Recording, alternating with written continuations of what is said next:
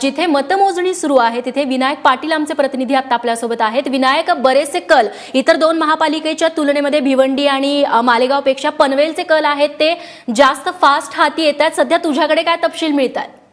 कधीपर्यंत निकाल हाती येऊ शकतो पूर्ण? साधारण आता 1 तासाच्या आतमध्ये हा निकाल हाती येण्याची शक्यता आहे, कारण आता जवळजवळ 50% निकाल हातामध्ये आलेले आहेत।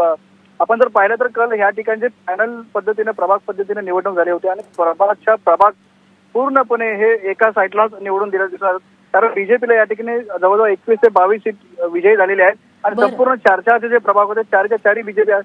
त्यामुळे लोकांनी प्रभाग वाईज पूर्णपणे मतदान केलं। यात जर आपण धक्कादायक पराभव आहेत, संदीप पाटील यांचा झालेला आहे शेतकरी कामगार पक्षाचे 4 वेळा ते नगरसेवक होते, माजी नगराध्यक्ष सुद्धा होते। त्याचबरोबर सुनील घरत जे होते राष्ट्रवादीचे नेते आहेत, माजी नगराध्यक्ष, त्यांची मुलगी शिवानी पाटील, शिवानी घरत, तिचा सुद्धा या ठिकाणी पराभव झालेला आहे। त्यामुळे धक्कादायक निकाल येतात आणि शेतकरी कामगार पक्षासाठी मात्र या ठिकाणी कुठेतरी जे चांगले त्यांचे नगरसेवक होते, ज्यांच्यावरती त्यांचा भरोसा होता किंवा ज्यांच्यावर जे नगरसेवक निवडून येण्यासारखे होते असेच नगरसेवक त्यांचा पराभव होऊ लागल्यामुळे आता शेतकरी कामगार